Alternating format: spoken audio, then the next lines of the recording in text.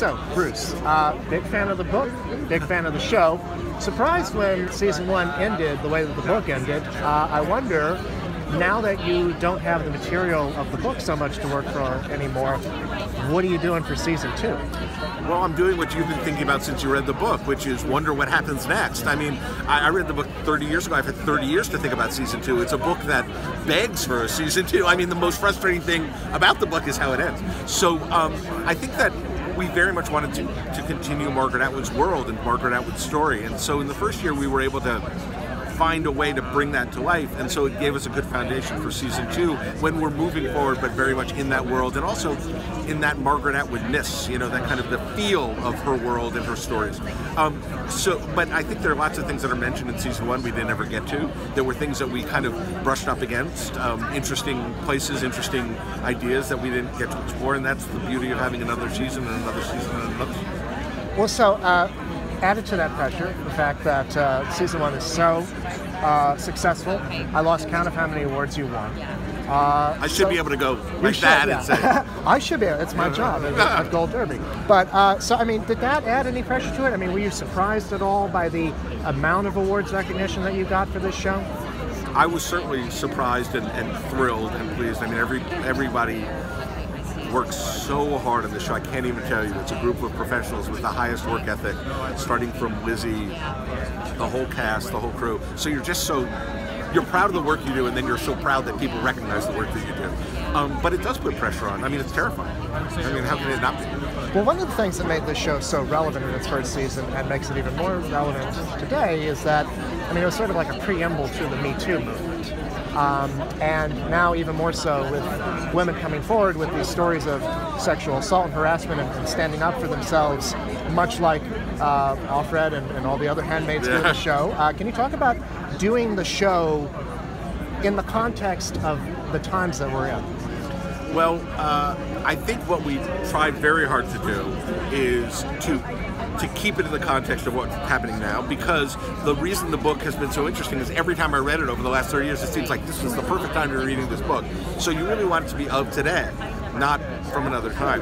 But if you start kind of shoving in references or metaphors, the show turns into something that it isn't, which it should be entertainment and thrilling and scary and all of those things. But what it should be is, you know, teaching you about the world. And so my wife, so the voice, it's like a dog. You know? Right. So I think that I'm sorry, I forgot the question. We were talking about the show in the context of the Me Too movement. Okay. Yeah. The Me Too movement hit our staff and our show very hard. It was our community.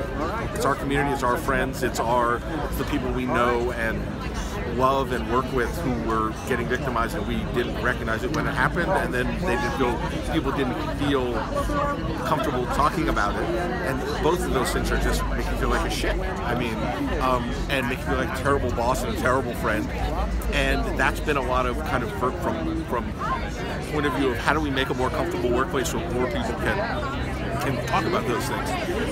But I think that the way our show fits into that is by not trying to stuff it in there, by just telling Alfred's story and let other people decide where it goes in their life and in their philosophy.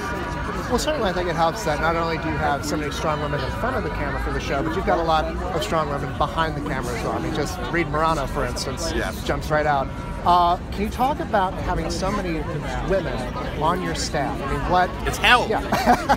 What do those voices add, though? I mean, people like Reed Morano and. Well, more than half of our writers, most of our writers are women.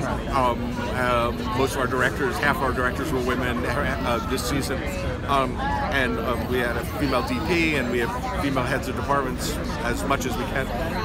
I think it's just, you need that. I mean, anytime you do a show, when you're me, you look at the strengths you have and the deficits that you have, and you try to reinforce your deficits, and one of the deficits is, I'm a boy.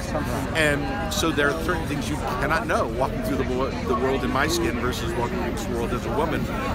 The interesting thing is you find out that all the women in the room have very different experiences. Once you say, well, what's this like? There's no answer, which is a testament to how honest they are, and also how comfortable they are explaining stuff to me and to other people on the range staff who have lots of honest questions, and their interest is in peering it. Their interest is, okay, what does this really feel like? I need to understand, and it's been wonderfully educational in that way, and that's a testament to how trusting and smart and committed to the show these people are, the women on the staff, because they're willing to explain to us idiots what it's like to be a woman.